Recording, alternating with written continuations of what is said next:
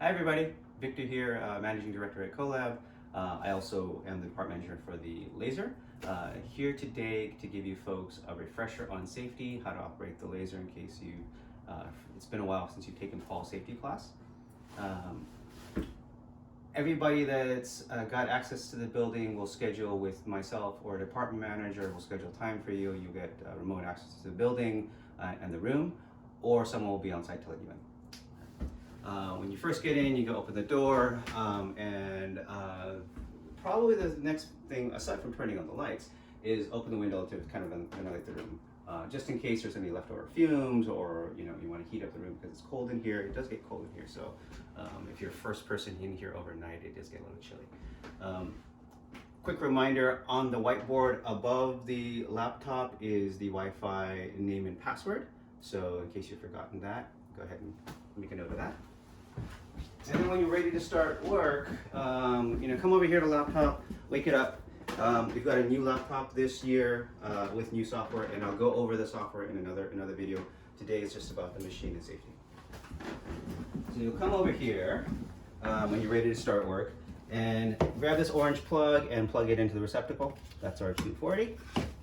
And then the second step is come over here behind the laser and turn on the chiller. So that's this button right here. So very important to have that chiller on to cool the laser tube. We don't want the thing to overheat.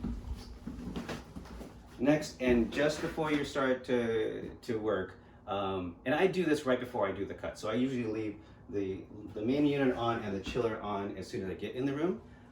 And right before I do a cut, and I always have to remind myself to do this, is to turn on the air pump and the air assist. And that's this switch right here, that little red button. That operates this guy. So this is what makes the room get the most loud. You hear that buzzing sound. That's why I leave it off. But it's very important to do that. Otherwise, you'll start to scorch your piece, and you won't get the proper ventilation out of the machine up into the venting. All right. Once you've got everything switched on, you're going to come over here to the laser and actually turn on the machine. So you're going to do that by turning the key this way. So off is straight up, on is flat this way. And in case the e-stop is engaged, you're going to turn the dial, and then you'll see the panel light up. It'll beep. And the nice thing about this new setup is the laser rehomed itself, so you don't have to do that. It remembers the last point that it was at, and it just goes right back to it. And you don't need to do that connection to the laptop or anything like that. So it's a really great time-saving step. So next, come in here, and we've got new hardware here. New lifters, be careful not to just let it go and bang, just to kind of, so Paul doesn't have to come in here and do that again. So I've got this set up to where the laser is kind of where I want it to be. I've kind of preset that up here. The very next thing that you want to do is you're going to want to check the mirrors and make sure that they're clean. So we've got one mirror in that back corner, right there. And then if you come back this way to the left, you've got one mirror right here. And then you've got obviously the mirror here. So what I typically do is I take a handy dandy light, and there's actually one on the desk, and I'll shine it and double check to see if the laser is clean, and you can see if there's any smudging on that mirror or anything like that. And the next thing that I do is I come up here, put the light up in here, and look in here, and then you can check the mirror on here. So if there's any smudging or any additional crap that's on it, we'll come over here real quick. And we've got our complete cleaning supplies on the shelf. So you've got the wipes here, and you've got the laser cleaner and alcohol back there. Just take a quick wipe, and you don't need to scrub it or anything, just wipe it off. You usually just like smoke residue or something like that. In case there's debris on the board, take the quick with a sweeper and sweep it off. That's just so you have like a nice clean surface to run your material on. Making sure that you have the air pump on and the air assist is running. The next thing that you want to do is you're going to want to make sure that the air is actually pumping through here. So you'll probably hear or feel it coming off of this tube. You're going to want to check, make sure that laser spot is actually nice and focused, or actually beaming through to the panel.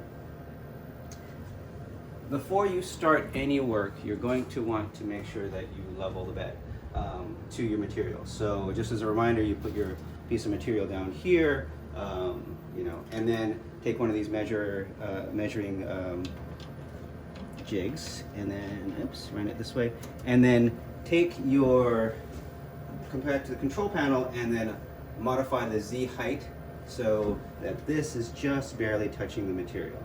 And so these are pre-cut to just the right length for, I think this is an 1/8 inch. And so they'll typically be right up here. Quick note on leveling the bed or managing the Z height. The panel's new, so to operate Z up and down is just these two buttons, Z up and Z down. Moving the laser gantry is this joypad right here, and so it's all very, very simple. Typically, this is these buttons are the only buttons you're going to really need to operate the laser. Before you run the laser, run anything through the laser, make sure, absolutely sure that you check your materials on this handy dandy list to make sure that we're not cutting or burning anything that is hazardous, right? So there are certain things that obviously we can cut, like like wood and certain plastics, but some of the plastics, if you're not sure about, check this list.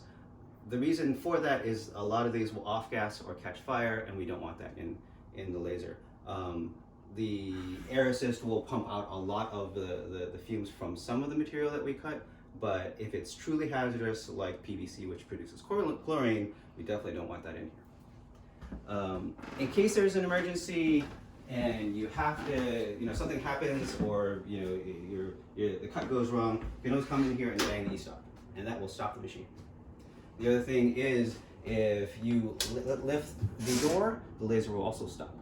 So I wouldn't suggest that in an emergency, but that's just a reminder that that actually happens. So in case you're looking at it and you're going, oh, hey, look, I've got to adjust that, and you should never do this, and you lift the door when the laser is operational, the laser gantry will stop and the laser will stop firing.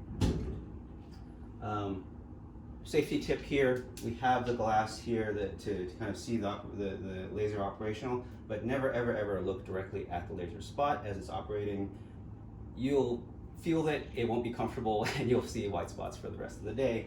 I recommend using safety glasses or tinted glasses if you're actually going to need to look at an angle into the viewport, but never ever look at the spot that it's cutting. We also do have this carbon monoxide detector in here against the wall. We'll make sure that's tested and operational. In case it goes off, that means something's, there's too much fumes in here, and you should definitely leave that window open the door.